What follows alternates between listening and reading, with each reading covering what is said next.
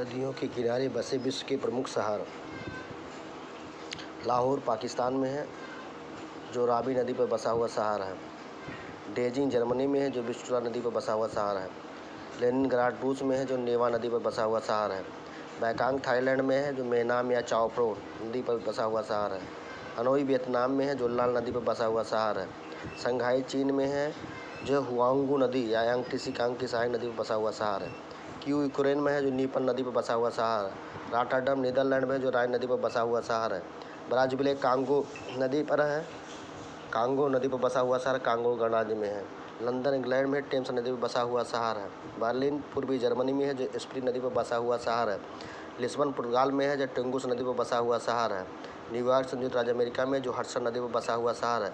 Washington DC America में, जो Potomac नदी पर बसा हुआ शहर है। पेरिस फ्रांस में, जो सीन नदी पर बसा हुआ शहर है। रोम इटली में है, जो टाइबर नदी पर बसा हुआ शहर है। वियना ऑस्ट्रिया में है, जो डेन्यूब नदी पर बसा हुआ शहर है। मैड्रिड स्पेन में है, जो मंजा नारेस नदी पर बसा हुआ शहर है। मॉस्को रूस में है, जो मस्कवा नदी पर बसा हुआ शहर है। बोन जर्मनी में है, जो राइन नदी पर बसा हुआ शहर है।